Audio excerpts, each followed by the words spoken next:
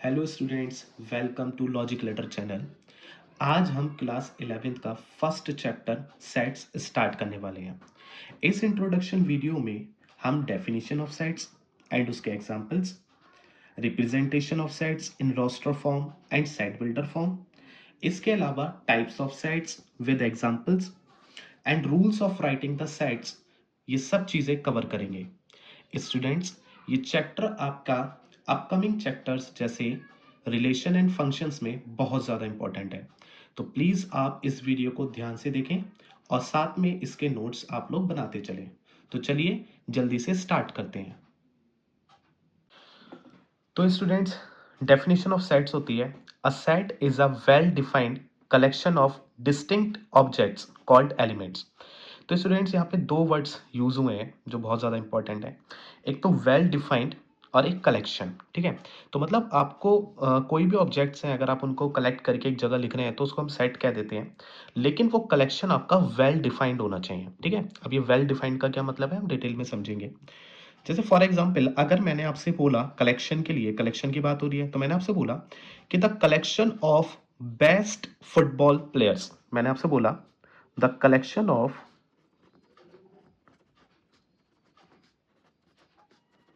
Best football players. ठीक है, ये मैंने आपको एक कलेक्शन बोला कि आपको कलेक्शन बनाना है, the collection of best football players in the world. ठीक है, तो अब आप मेरे को बताइए क्या ये सेट होगा या नहीं होगा। तो स्टूडेंट्स, ये सेट नहीं होने वाला। क्यों नहीं होने वाला? इसके पीछे दो रीज़न है। एक तो सर आपने इसको वेल डिफाइंड ही नहीं किया, मतलब हमें बेस्ट फुटबॉल प्लेयर बताने हैं, लेकिन वो best football players person to person vary कर सकता है। तो स्टूडेंट्स, ये आपको ध्यान रखना है कि सेट्स क्या होते हैं। Sets person to person vary नहीं करते। ठीक है, मतलब आपके लिए जो आंसर होना चाहिए वही मेरे लिए आंसर होना चाहिए, वो सेम रहना चाहिए पूरे वर्ल्ड में जितने भी लोग हैं उन सबके लिए। ठीक है, तो collection of best football players तो चेंज हो सकता है भाई। अगर मान लीजिए मेरे को रोनाल्डो पसंद है तो आपको मेसी पसंद हो सकता है।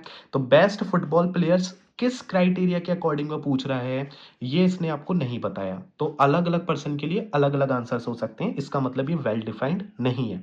और अगर ये वेल डिफाइंड नहीं है तो ये कलेक्शन हमारा सेट नहीं होगा। ठीक है, तो हम लिख देंगे इट्स नॉट अ सेट। ठीक है, ये कोई सेट नहीं है। ठीक है, चलिए एक और एग्जांपल ले लेते हैं। एक और एग्जांपल हम लेते हैं कि मैंने आपसे बोला, मान लीजिए एक और ले लेते हैं, the collection of fast cars in the world, है ना। अब मैंने आपसे बोला the collection of fast cars in the world. Again, अब स्टूडेंट्स, ये भी वेल डिफाइंड नहीं है। वही फास्ट कार्स जितनी भी वर्ल्ड में हैं वो तो बहुत सारी हैं। अब किसके अकॉर्डिंग हम आपको आंसर दें, मतलब हो सकता है मेरी नज़र में जो फास्ट कार है वो आपकी नज़र में ना हो, है ना। तो ये तो सेट नहीं हुआ सर। इसमें तो आपने मतलब पूरे तरीके से इसको अच्छे से डिफाइन नहीं किया। ऐसे आपको डिफाइन करना है कि वो आंसर सबके लिए सेम हो, वो पर्सन टू पर्सन चेंज नहीं होना चाहिए। तो अगेन हमें दिखाई दे गया sir it's not a set, ये भी सर सेट नहीं है। तो सर सेट होते क्या है फिर? सेट को कैसे लिख सकते हैं? प्रॉपर डेफिनेशन क्या होगी? वेल डिफाइंड कलेक्शन कैसे लिखेंगे? देखिए स्टूडेंट्स, मैं आपको बताता हूं। मैंने आपसे बोला set of colours in a rainbow.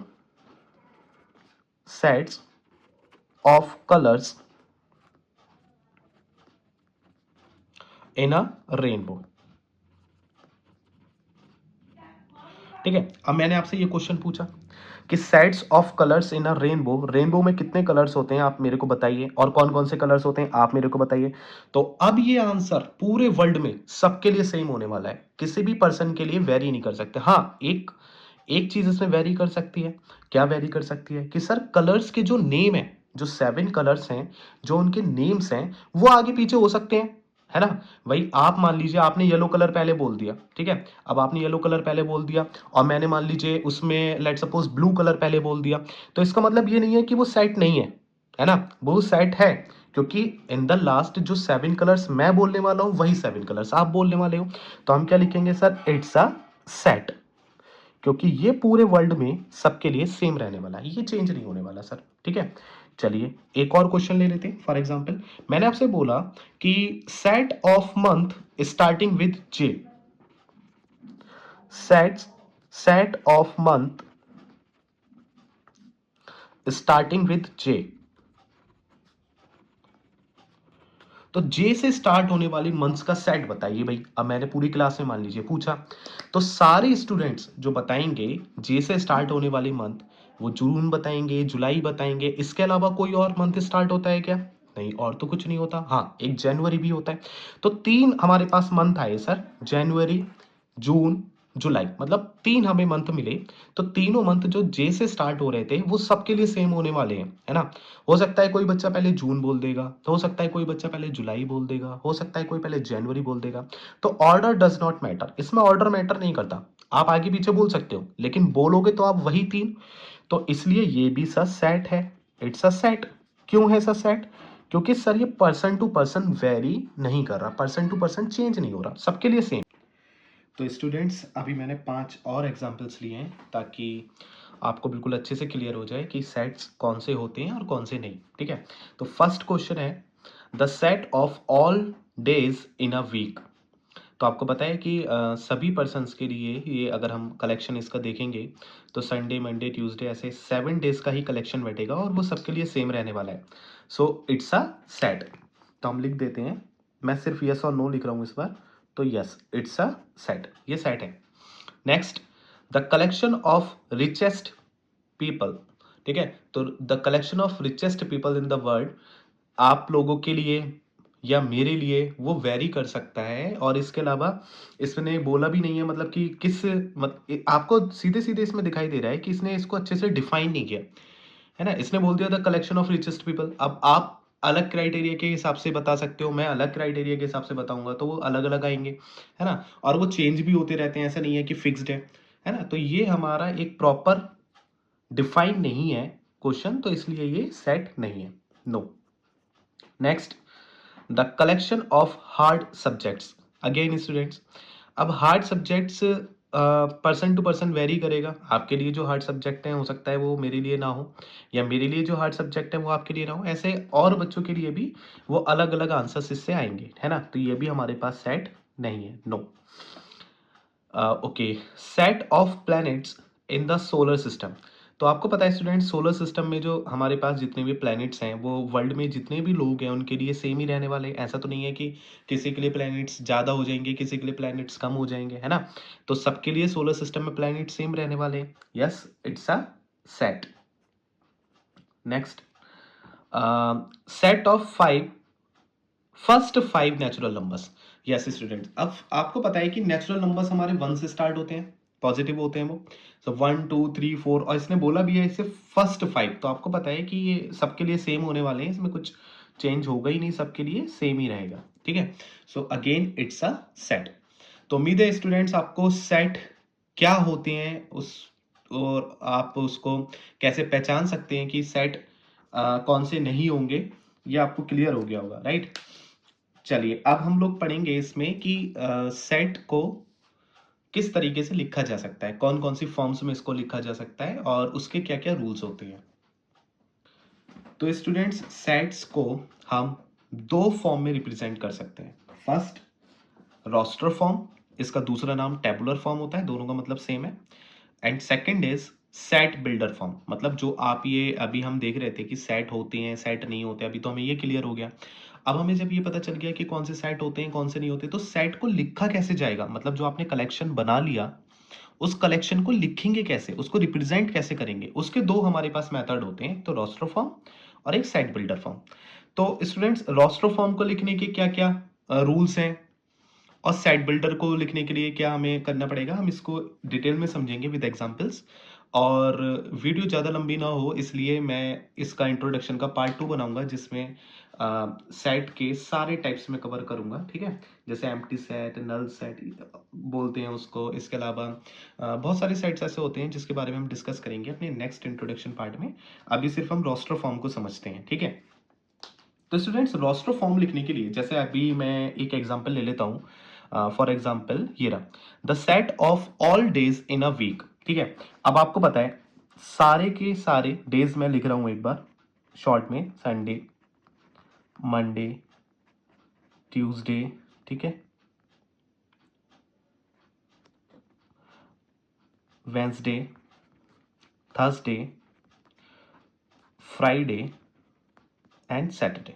ठीक है, ये मैंने यहाँ पे 7 डेज लिख दिए। अब आपको दिखाई दे रहा है कि ये मेरे पास कलेक्शन आ गया और सारे स्टूडेंट्स के लिए कलेक्शन सेम रहने वाला है, तो इसका मतलब ये सेट है, सेट तो है सर। लेकिन रोस्टर फॉर्म में इसको कैसे रिप्रेजेंट करेंगे?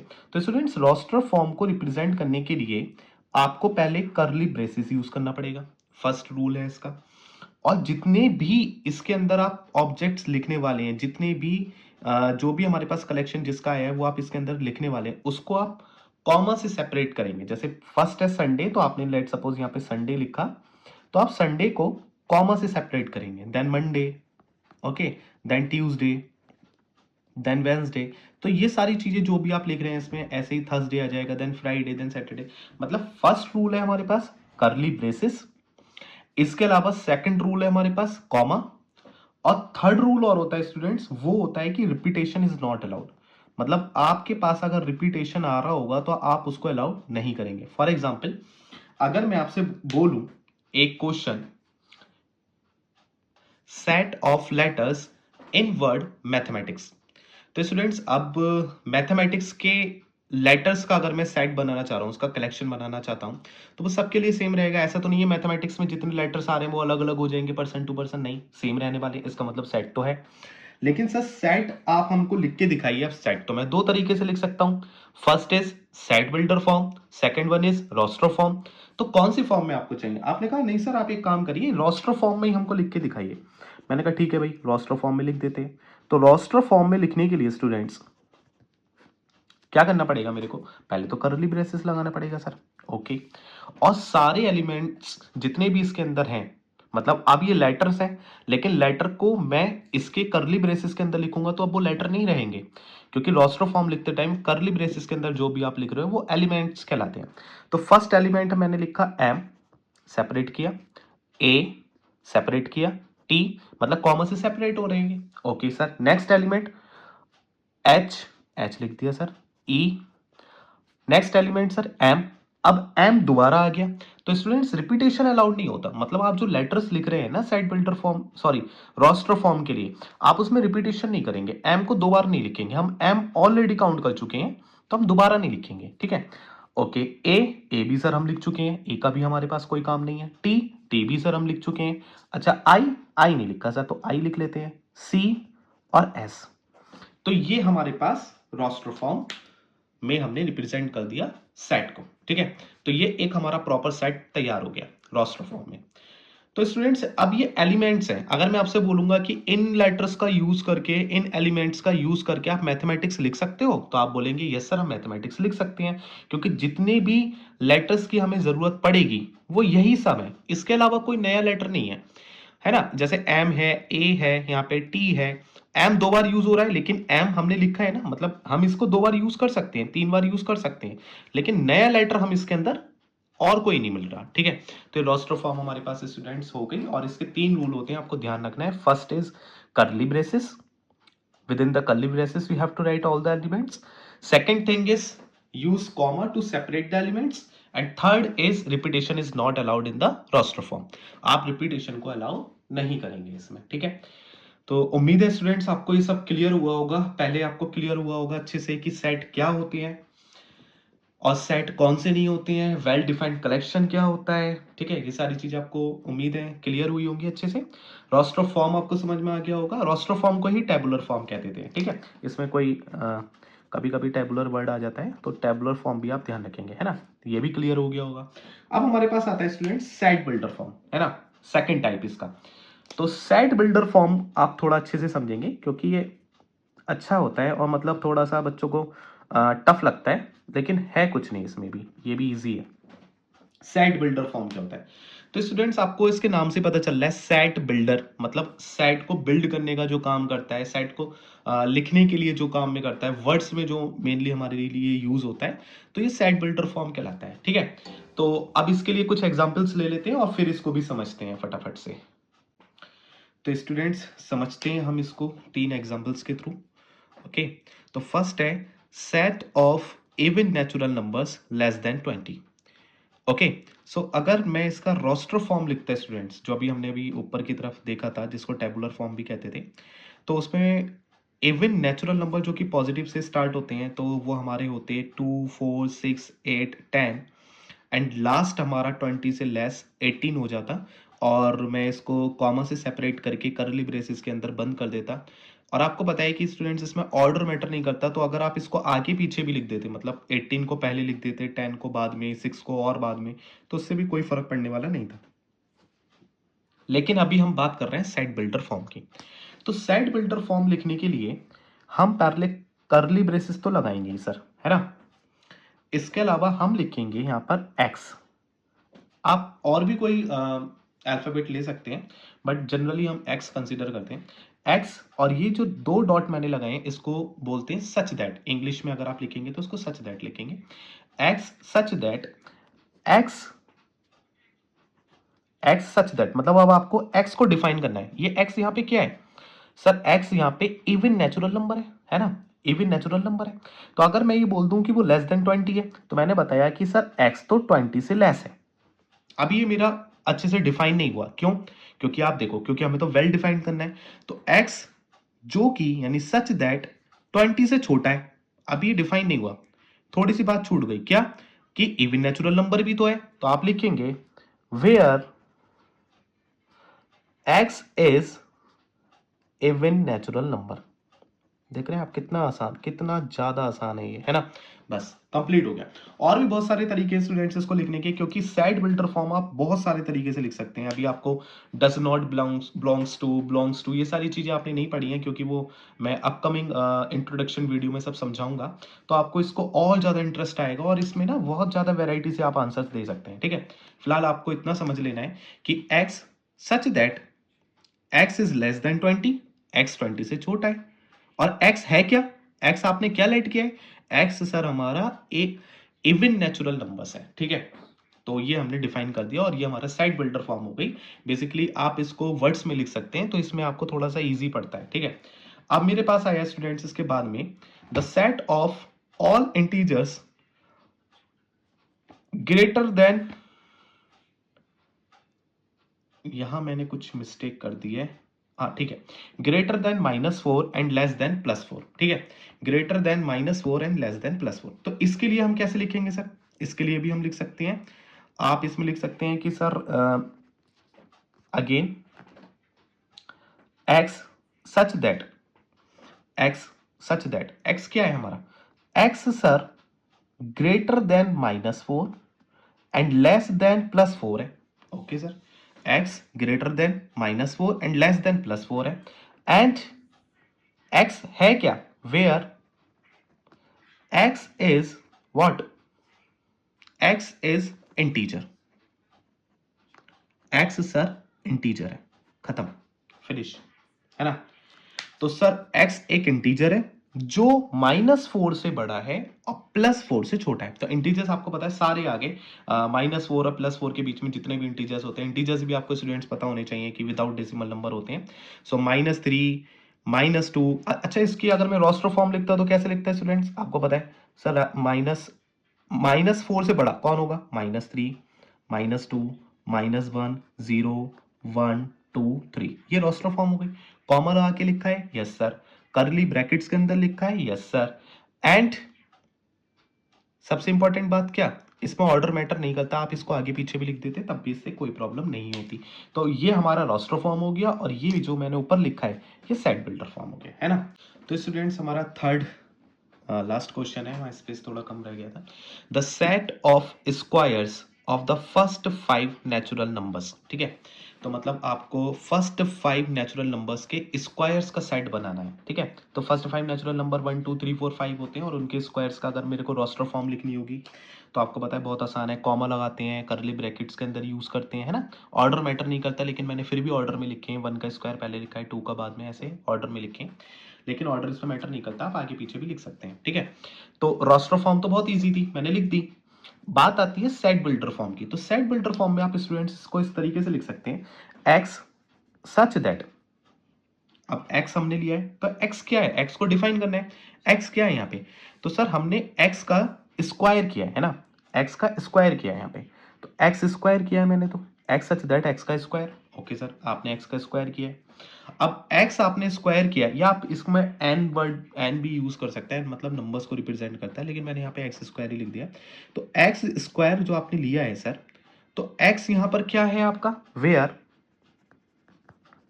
वेयर एक्स जो है सर हमारा, वो 1 से बड़ा और 1 के इक्वल भी है, और 5 से छोटा और 5 के इक्वल भी है। मतलब कहने का क्या है कि सर 1 से बड़ा तो मतलब 2 3 4 है ना, और 5 से छोटा तो वो भी 2 3 4, लेकिन 1 के इक्वल भी है तो 1 भी काउंट होगा, 5 के इक्वल भी है तो 5 भी काउंट होगा, मतलब 1 2 3 4 5 सारे काउंट हो गए। तो क्या यहां तक सही है? नहीं सर, यहां तक सही नहीं है, क्योंकि 1 और 5 के बीच में और भी नंबर्स आते हैं, डेसिमल नंबर्स भी आते हैं, लेकिन इसने यहाँ पे क्या वर्ड यूज किया, नेचुरल नंबर। नेचुरल नंबर में डेसिमल नहीं आता, तो आपको यहाँ पे ये भी लिखना पड़ेगा, and x is natural number. ठीक है, हो गया, फिनिश। तो और भी मैंने आपको बताया ना, इसको और भी तरीके से लिख सकते हैं स्टूडेंट्स, लेकिन अभी क्योंकि अब आपने वो सारी चीज़ें समझी नहीं है, तो मैंने आपको बेसिक तरीके से इसको बता दिया कि आप इसको ऐसे लिख सकते हैं, x such that x square, मतलब एक्स का जो स्क्वायर करेंगे वो हमें यहाँ पे करना है, एक्स का स्क्वायर क्या है हमने, और एक्स क्या होना चाहिए, एक्स 1 से बड़ा होना चाहिए, 1 के इक्वल होना चाहिए, 5 से छोटा होना चाहिए, 5 के इक्वल होना चाहिए, और एक्स नेचुरल नंबर होना चाहिए। ये कंपलसरी है, आप मतलब 1 से बड़ा जो नंबर ले रहे हो तो 1.5 नहीं ले सकते, 1 से बड़ा नंबर आपको नेचुरल नंबर ही लेना है। तो नेचुरल नंबर हमारे क्या होते हैं, 1 2 3 4 5, वो पॉइंट में नहीं होते। तो 1 1 के इक्वल, 1 से बड़ा मतलब 2 3 4, और 5 5 से छोटा, 5 के इक्वल मतलब वही अगेन 2 3 4। तो इस तरीके से हमने इसको रिप्रेजेंट कर दिया। तो उम्मीद है स्टूडेंट्स आपको ये सारी चीज़ें क्लियर हुई होंगी। ओके, और मिलते हैं नेक्स्ट इंट्रोडक्शन वीडियो में, जिसमें हम इसके सारे टाइप्स कवर कर लेंगे, एंड देन क्वेश्चंस के थ्रू पूरे चैप्टर को अच्छे से समझेंगे। Okay, thank you students.